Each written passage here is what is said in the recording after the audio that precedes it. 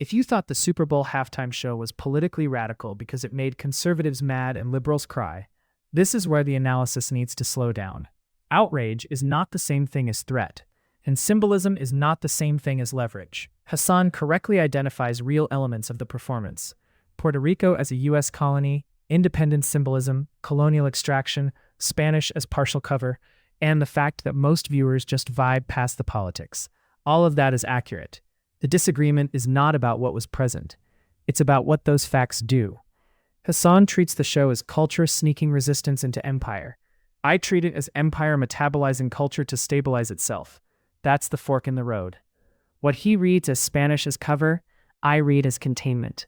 What he reads as joy as resistance, I read as effective discipline. What he reads as vibes as subversion, I read as demobilization. This isn't about Bad Bunny. It's about how power operates in mass spectacle.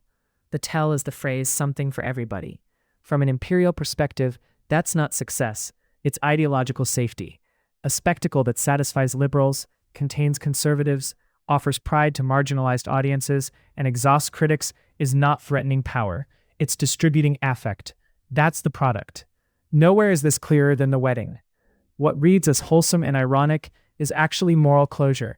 Desire routed back into institution, empire appearing intimate instead of coercive. It wasn't a surprise. It was structurally necessary. Hassan names ICE, sanctions, and imperial violence, but only outside the ritual, on Twitch. The spectacle never names them. Audiences don't leave with ICE named. They leave with feelings resolved. Representation substitutes for redistribution.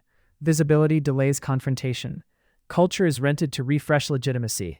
Put simply, what Hassan reads as subversion through symbolism, I read as stabilization through affect.